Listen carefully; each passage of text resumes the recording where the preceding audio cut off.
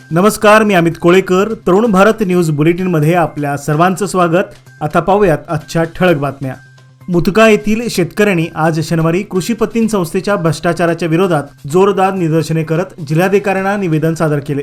गेल्या 2 वर्षापासून शेतकरी पीक कर्ज मिळवण्यासाठी आंदोलन करत असून अद्याप त्यांना कोणतेही पीक कर्ज संस्थेकडून मिळालेले नाही. अनेक वेळा शेतकऱ्यांनी पीक कर्ज संदर्भात मागणी केली, मात्र शेतकऱ्यांना आश्वासन व्यतिरिक्त कोणतीही कारवाई झाली नाही. त्यामुळे संतप्त शेतकऱ्यांनी संबंधित संस्थेवर कारवाई करा आणि आम्हा गरीब शेतकऱ्यांना पीक कर्ज उपलब्ध करून द्या अशा मागणीचे निवेदन आज जिल्हाधिकाऱ्यांना देण्यात आले. प्रसंगी या प्रकरणाचा तपास करून शेतकऱ्यांना न्याय मिळवून देण्याचे आश्वासन जिल्हाधिकाऱ्यांनी दिले. मात्र वेळेत कारवाई न झाल्यास आमरण उपोषण करण्याचा इशाराही शेतकरी नेते रमाकांत कोंडोस्कर यांनी तरुण भारतशी बोलताना दिला. तसेच डीसीसी बँकेने जिल्ह्यातील शेतकऱ्यांना जवळपास 4,500 कोटी रुपयांचे कर्ज वितरण केल्याचा दावा केला असला तरी मुदगा गावातील शेतकऱ्यांना स्थानिक संस्थेतर्फे कोणत्याही प्रकारचे कर्ज मिळालेले नाही असा आरोप यावेळी करण्यात आला. निवेदन देतेवेळी सचिन पाटील, विजय शिंदे, विनायक बडिगेर यांच्यासह अनेक शेतकरी उपस्थित होते.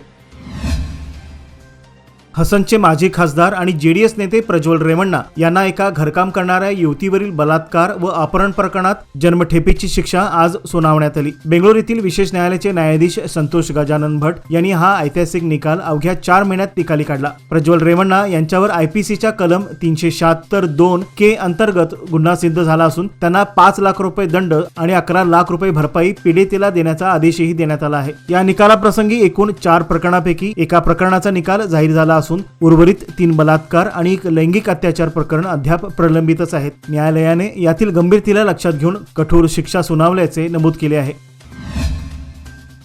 दुचाकीवरून जनतेचे पैसे आणि वस्तू हिसकावून घेणाऱ्या 5 आरोपींना अटक करून त्यांना रिमांडवर घेण्यात नेसर्गी पोलिसांना यश आले आहे. बेळगाव जिल्ह्याच्या बैलहोंगल तालुक्यातील बुधरकट्टी गावातील राजू अडिवेप्पा शिवबसवण्णावर यांनी नेसर्गी पोलीस स्थानकात दाखल केलेल्या तक्रारीवरून पोलिसांनी संबंधित संशयावर गुन्हा दाखल केला आहे. त्यातील एका संशयिताने दुचाकीवरून येत राजू यांना चाकूचा धाक दाखविला आणि त्यांच्याकडील 29,070 रुपये रोख तसेच 12,000 किमतीचा टॅब लुटल्याचा आरोप आहे, अशी माहिती बेळगाव जिल्हा पोलीस अधीक्षक डॉक्टर भीमाशंकर गोळेद यांनी दिली. वरिष्ठ पोलीस अधिकाऱ्यांच्या मार्गदर्शनाखाली नेसर्गी पोलीस निरीक्षक गजानन नाईक यांच्या नेतृत्वाखाली कर्मचाऱ्यांनी कारवाई करून इराप्पा महादेव पावडी, प्रशांत उर्फ परसा रामचंद्र नारी, निंगाप्पा उर्फ अजय अडिवेप्पा दोडमणी, रामाप्पा उर्फ रमेश बाळाप्पा हलबण्णावर तसेच सदानंद उर्फ सदाशिव बाळाप्पा उदेनायक या 5 आरोपींना अटक केली आहे. बेळगाव शहरातील विविध ठिकाणी गांजा सेवन करताना आढळलेल्या 5 तरुणांना मार्केट आणि माळमारुती पोलिसांनी अटक केली आहे. समर्थनगर, बागवान गल्ली, जुने गांधीनगर, गँगवाडी सर्कल आणि उज्ज्वल नगर परिसरातून संबंधित आरोपींना अटक करण्यात आली असून वैद्यकीय तपासणीत त्यांनी गांजा सेवन केल्याचे स्पष्ट झाले आहे. पोलीस आयुक्त भूषण गुलाबराव बोरसे यांनी दिलेल्या माहितीनुसार अंमली पदार्थ विरोधात सुरू असलेल्या मोहिमेअंतर्गत ही कारवाई करण्यात आली आहे. गांजा विक्री बरोबरच सेवन करणाऱ्या विरोधातही कठोर पावले उचलली जात आहेत.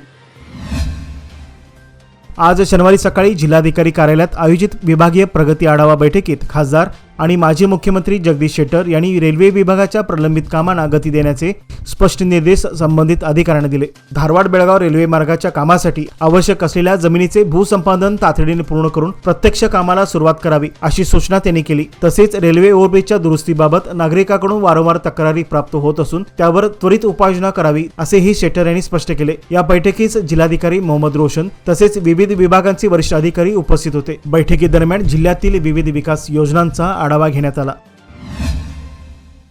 मच्छे येथील साई कॉलनी परिसरात गांजाची विक्री करत असलेल्या दोघांना बेळगाव ग्रामीण पोलिसांनी अटक केली असून त्यांच्याकडून 40,000 किमतीचा 1 किलो 366 ग्राम गांजा, रोख 1,000, मोबाईल फोन व दुचाकी असा एकूण 1.5 लाखांचा मुद्देमाल जप्त करण्यात आला आहे. आतिफ अन्सारी मुल्ला राहणार जांबोटी रोड मच्छे व सैफ अली अयूब हुसेन माडीवाले राहणार पाटील गल्ली पिरवडी अशी अटक करण्यात आलेल्या युवकांची नावे आहेत. या आरोपींनी गांजाचा साठा आकाश दोडमणी राहणार हुंचेनटी बेळगाव याच्याकडून घेतल्याची माहिती समोर आली आहे. पोलीस निरीक्षक नंदीश्वर कुंभार यांच्या मार्गदर्शनाखाली सदर कारवाई करण्यात आली. या प्रकरणी बेळगाव ग्रामीण पोलीस ठाण्यात गुन्हा दाखल करण्यात आला असून पुढील तपास सुरू आहे. बेळगाव शहरातील माधवा रोड संभाजी गल्ली जवळ सार्वजनिक ठिकाणी हेरोईन या अंमली पदार्थाची विक्री करण्याच्या प्रयत्नात असलेल्या दोघा युवकांना मार्केट पोलिसांनी रंगेहात अटक केली आहे। त्यांच्याजवळून 18,000 किमतीचे 24.48 ग्रॅम हेरोईन जप्त करण्यात आले आहे। वैभव प्रकाश कुर्णी वय 21 राहणार माधव रोड बेळगाव आणि ओमकार चंद्रशेखर जोशी वय 19 राहणार पाईपलाईन रोड बेळगाव अशी अटक करण्यात आलेल्या युवकांची नावे आहेत। पोलीस उपनिरीक्षक शशिकुमार कुरळी यांच्या नेतृत्वाखाली सदर कारवाई करण्यात आली। या प्रकरणी मार्केट पोलीस ठाण्यात गुन्हा दाखल करण्यात आला आहे। बेळगाव शहरातील गांधीनगर ते अमरनगर येथील ओव्हरब्रिज बांधकामाच्या प्रस्तावाला विरोध करत बेळगाव भीम आर्मी एकता मिशनतर्फे आज जिल्हाधिकारी कार्यालयावर मोर्चा काढण्यात आला। यावेळी मोर्चात सहभागी झालेल्या आंदोलकांनी सांगितले की या ठिकाणी ब्रिज बांधल्यास सुमारे 2,000 लोकांचा रोजगार धोक्यात येईल, तसेच आपत्कालीन सेवा जसे अँब्युलन्स या ठिकाणी पोहोचण्यास अडचणी निर्माण होतील। या प्रसंगी या मार्गावर अवजड वाहनांना बंदी घालून त्यांच्यासाठी वेळेची मर्यादा निश्चित करावी अशा मागणीचे निवेदन जिल्हाधिकाऱ्यांना आज सादर करण्यात आले। डॉक्टर बाबासाहेब आंबेडकर शक्ती संघाच्या कार्यकर्त्यांनी शनिवारी समाज कल्याण विभागाच्या सहसंचालकाविरोधात जोरदार आंदोलन करत त्वरित कारवाईची मागणी केली। संघाच्या म्हणण्यानुसार अनुसूचित जाती उपाययोजना SPSP आणि अनुसूचित जमाती उपाययोजना TSP या योजनांची अंमलबजावणी जिल्ह्यात योग्य पद्धतीने होत आहे की नाही याची तपासणी करून अहवाल सादर करणे संबंधित अधिकाऱ्यांचे कर्तव्य आहे। मात्र समाज कल्याण विभागाकडून या संदर्भात कोणतीही स्पष्ट माहिती देण्यात आली नाही असा आरोप संघाने केला आहे। या प्रकरणी तातडीने कारवाई न झाल्यास तीव्र आंदोलन छेडण्याचा इशारा देखील संघाने दिला आहे।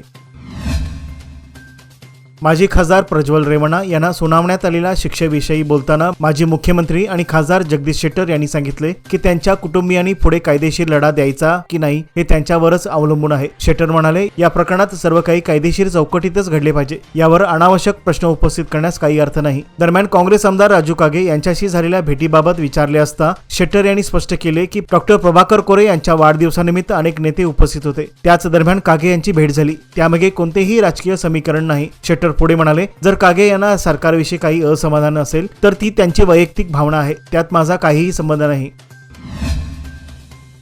श्रावण महिन्यानिमित्त श्री ज्योतिबा मंदिर शिवबसवनगर बेळगाव येथे रविवार दिनांक 3 ऑगस्ट 2025 रोजी श्री केदार विश्वशांती यज्ञाचे भव्य आयोजन करण्यात आले आहे। या यज्ञाचे आयोजन श्री ज्योतिबा मंदिर व्यवस्थापन समितीच्या वतीने करण्यात आले असून यामध्ये विविध धार्मिक विधींचा समावेश असणार आहे। यज्ञ कर्माची सुरुवात सकाळी 7 वाजता होणार असून यामध्ये श्रीनाथांचा रुद्राभिषेक, पुण्यवाचन, गणपती पूजन, शक्तीपीठ पूजन, नवग्रह पूजन, रुद्रपीठ पूजन, सत्यनारायण पूजन तसेच होम हवन इत्यादी धार्मिक विधी संपन्न होतील। या यज्ञविधीसाठी सर्व भाविकांनी उपस्थित राहून यज्ञात आहुती अर्पण करावी व भगवंताच्या कृपा आशीर्वादासह प्रसादाचा लाभ घ्यावा असे आवाहन श्री ज्योतिबा मंदिर व्यवस्थापन समितीच्या वतीने करण्यात आले आहे। एका अल्पवयीन मुलीचा विवाह लावून दिल्याच्या आरोपाखाली IPS अधिकारी रवींद्र गडादी यांच्या विरुद्ध अधिकृत चार्जशीट दाखल करण्यात आली आहे। बालविवाह प्रतिबंधक कायद्याअंतर्गत हा गुन्हा नोंदवण्यात आला असून या प्रकरणामुळे राज्यभरात खळबळ उडाली होती। संबंधित प्रकरणाची चौकशी पूर्ण झाल्यानंतर पोलिसांनी कायदेशीर कारवाई करत गडादी यांच्या विरोधात चार्जशीट न्यायालयात सादर केली आहे। पुढील काही आठवड्यात या प्रकरणाची सुनावणी न्यायालयात होण्याची शक्यता असून संपूर्ण राज्याचे लक्ष या खटल्याकडे लागले आहे। गडादी हे सध्या सेवेत असलेले वरिष्ठ पोलीस अधिकारी असून अशा गंभीर आरोपामुळे प्रशासकीय वर्तुळातही चर्चा सुरू आहे। बेळवट्टी गावच्या हद्दीतील राकोस्कोप धरण परिसरात जलचर प्रजातीचे 2 जलचर मुंगूस आढळून आले आहेत। धरणाच्या पाण्यातील मासे पकडून खाताना सदर मुंगूस दिसून आल्यामुळे परिसरात कुतूहल आणि काही प्रमाणात भीतीचे वातावरण निर्माण झाले आहे। ही मुंगुसे अत्यंत चपळ असून चांदिलकर यांच्या शेती फार्मजवळ त्यांचा वावर जाणवला आहे। या प्रसंगी एका पाळीव कुत्र्याने त्यांना पाहताच जोरात भुंकायला सुरुवात केली, परंतु ही जलचर मुंगूस मासे खाऊन शेजारील उसाच्या मळ्यात शिरले अशी माहिती स्थानिकांनी दिली। या घटनेमुळे परिसरातील शेतकरी वर्गात भीतीचे वातावरण निर्माण झाले आहे, कारण या मुंगुसाच्या हालचालीमुळे शेतातील इतर प्राणी व पक्ष्यावर धोका निर्माण होऊ शकतो। वन विभागाकडून याची तात्काळ तपासणी व्हावी अशी मागणी ग्रामस्थांनी केली आहे।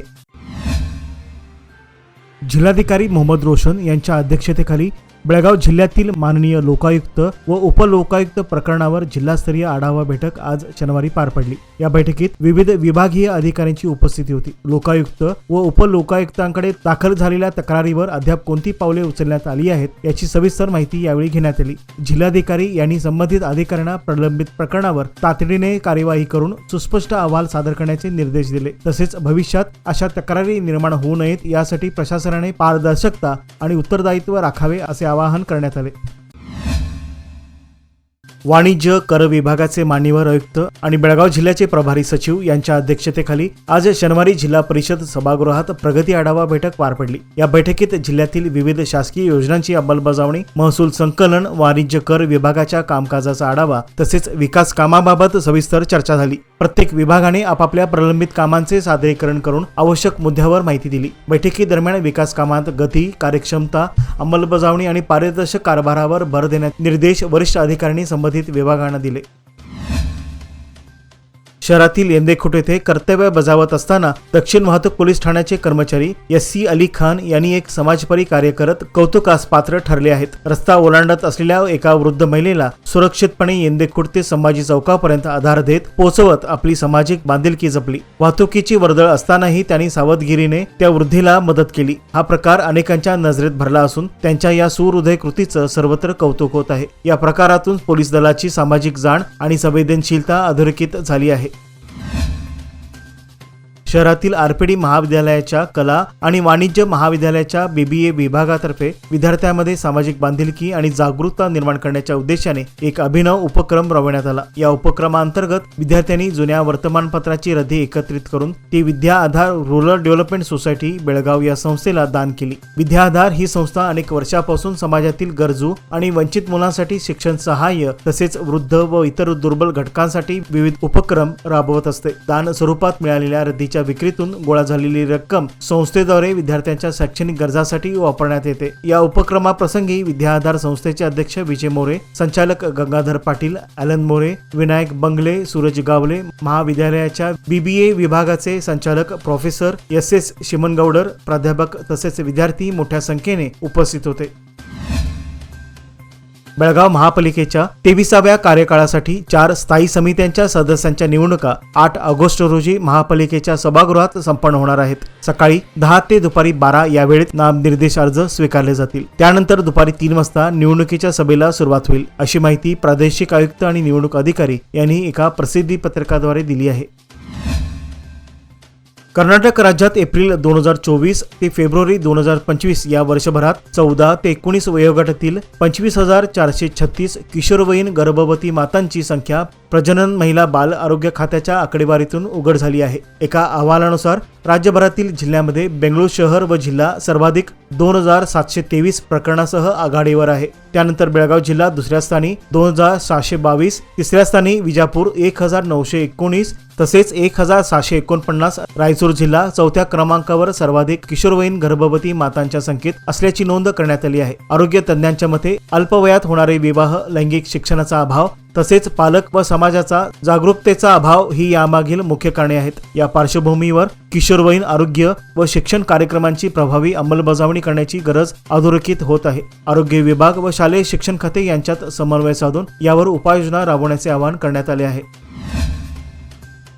अखिल भारतीय काँग्रेस कमिटीच्या विधी, मानवी हक्क आणि माहितीचा अधिकार विभागाच्या वतीने आयोजित द कॉन्स्टिट्यूशन कॅम्पस या वार्षिक विधी संमेलनात सभा घेण्यात आला। या संमेलनात लोकसभेतील विरोधी पक्षनेते राहुल गांधी, अखिल भारतीय काँग्रेस कमिटी अध्यक्ष मल्लिकार्जुन खरगे, कर्नाटकाचे मुख्यमंत्री सिद्धरामय्या, उपमुख्यमंत्री D.K. शिवकुमार, काँग्रेस कार्यकारिणीचे सदस्य, वरिष्ठ वकील, मानवाधिकार कार्यकर्ते यांनी उपस्थित राहून भारतातील घटनात्मक आव्हाने, कायदेशीर दृष्टिकोन आणि लोकशाही भारताच्या भविष्यासंदर्भात सखोल चर्चा केली। या संमेलनात सर्वांनी भारतीय राज्यघटनेच्या संरक्षणासाठी आणि लोकशाहीच्या आत्म्याच्या रक्षणासाठी एकत्र येण्याचा दृढ संकल्प व्यक्त केला। आम्ही संविधानाच्या मूल्याप्रती कटिबद्ध असून भारताच्या लोकशाही आत्म्याचे रक्षण करण्यासाठी सज्ज आहोत, असा संदेश यावेळी देण्यात आला। आज मध्यवर्ती बस स्थानकाजवळ उत्तर वाहतूक पोलीस ठाण्याचे कर्मचारी शिवपुत्र नेमगौडर हे कर्तव्यावर असताना त्यांना एका नागरिकाचा हरवलेला मोबाईल फोन सापडला। नेमगौड यांनी प्रामाणिकपणाचा उदाहरण समोर ठेवत सदर मोबाईलच्या मूळ मालकाचा शोध घेऊन त्यांच्याकडे सुरक्षितरित्या त्यांचा मोबाईल त्यांना परत केला। यामुळे पोलीस दलातील कर्तव्यनिष्ठा आणि जनतेप्रती असलेली सेवावृत्ती अधोरेखित झाली असून पोलीस कर्मचारी नेमगौड यांचे सर्वत्र कौतुक होत आहे। विजापूर जिल्ह्यातल्या इंडी तालुक्यातील हिटनहळी गावात रेशनच्या अन्नधान्याची बेकायदेशीररित्या वाहतूक करत असताना 2 जणांना अटक करण्यात आली आहे। पोलीस व अन्न निरीक्षकांच्या संयुक्त कारवाईत ही कारवाई करण्यात आली। अहमद नागावी व तुकाराम बजंत्री अशी अटक करण्यात आलेल्यांची नावे आहेत। एका टेम्पोतून सुमारे 85,148 किमतीचे 1210 किलो वजनाच्या तांदूळाची बेकायदेशीर वाहतूक करत असल्याची माहिती मिळताच छापा टाकण्यात आला। त्यांच्याकडून 50,000 रुपये किमतीचा मालवाहू टेम्पो, 36,090 रुपये किमतीचे इतर अन्नधान्य व सॅम्पलसाठी घेतलेले 2 किलो अन्नधान्य जप्त करण्यात आले। या प्रकरणी इंडी ग्रामीण पोलीस ठाण्यात गुन्हा दाखल करण्यात आला असून पुढील कायदेशीर कारवाई सुरू करण्यात आली आहे। छत्तीसगडमध्ये अटक करण्यात आलेल्या 2 ख्रिश्चन मिशनऱ्यांना तात्काळ मुक्त करण्याची मागणी करत कॅथोलिक असोसिएशन ऑफ बेळगावने आज शहरात निषेध नोंदवत आंदोलन केले। या दरम्यान जिल्हाधिकारी कार्यालयापर्यंत पदयात्रा काढून त्यांना निवेदन सादर करण्यात आले। बिशप रेव डेरिक फर्नांडिस यांनी सांगितले की सदर मिशनऱ्यांवर खोटे मानवी तस्करीचे आरोप लावून त्यांना बदनाम करण्याचा प्रयत्न केला जात आहे। मात्र हे दोघेही निरपराध असून त्यांची तात्काळ सुटका करण्यात यावी अशी आपली सरकारकडे मागणी आहे। दावणगेरे येथील मुरुगेंद्र मठात पार पडलेल्या प्रथम नॅशनल कराटे चॅम्पियनशिप स्पर्धेत बेळगावच्या कराटे स्पोर्ट्स अकॅडमीच्या खेळाडूंनी शानदार कामगिरी करत एकूण 24 पदकांची कमाई केली आहे। 800 स्पर्धक सहभागी असलेल्या या राष्ट्रीय स्पर्धेत ऋतुराज बाबले, अमूल्या देवर, कार्तिक खोत, आदिती लोहार, आदर्श कांचिडे आणि विधायक सिद्धगवळी यांनी सुवर्ण पदके पटकावली। तसेच राणी बाळेकुंद्री, आराध्या कोकितकर, सुरवी खामकर, खुशी नेमकर आणि श्रेया देवमाने यांना रौप्य पदक, तर सलोनी मालूचे, किरण कदम, आनंद बिरादार, नागेश गावडा, ज्योतिबा पाटील, आरोही करटे आणि वरद सुतार यांनी कांस्य पदकावर आपले नाव कोरले। या सर्व खेळाडूंना प्रशिक्षक चंदन जोशी, नागराज जोशी व वरुण पाटील यांचे मार्गदर्शन लाभले। याचबरोबर आजचे बातमीपत्र येथे संपले। अधिक माहिती आणि ताज्या घडामोडी करता पाहत रहा तरुण भारत न्यूज चॅनल। तसेच आमच्या चॅनलला लाईक, शेअर आणि सबस्क्राईब करायला विसरू नका। विश्वासार्ह बातम्यांसाठी दररोज वाचा दैनिक तरुण भारत। धन्यवाद।